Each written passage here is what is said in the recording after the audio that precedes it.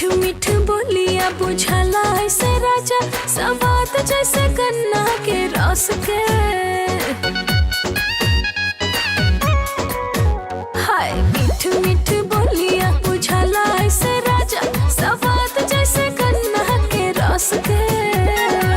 प्यारे वाला पाउडर पिया दे हलू घास के, प्यारे वाला पाउडर पिया दे हलू घास के। लूट ले लू हंस के करे जमा में धस के, लूट ले लू हंस के करे जमा में धस के, लूट ले लू हंस के करे जमा में धस के, लूट ले लू हंस के करे जमा में धस के।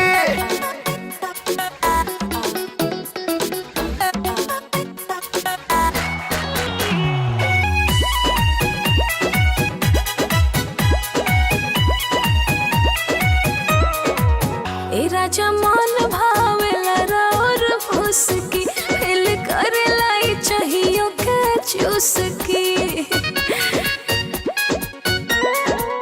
ए राजा मन भावेला और फुसकी, हिल करेला ई चाहियो के चुसकी।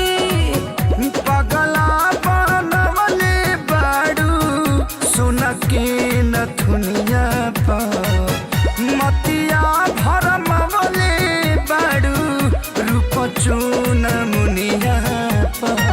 कैला अटैक तू दिलवा पर कस के, कैला अटैक तू दिलवा पर कस के।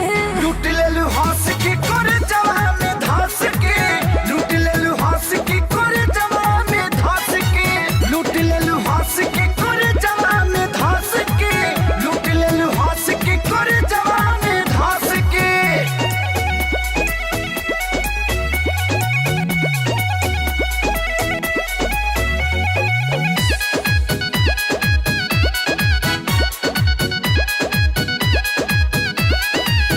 सोचा जब जब अखिया के आवेला, सीधा दिलवे पे यारी तू चलावेला।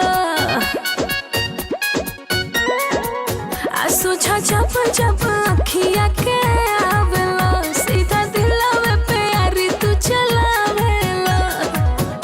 तोरी जहानी हो रानी अचरा के हवा खाके, बस जाई तू हरदम खाती दिलवा में छान तू छाके। सच कही राजा रह जानी तो रस के, सच कही राजा रह जानी तो रस के।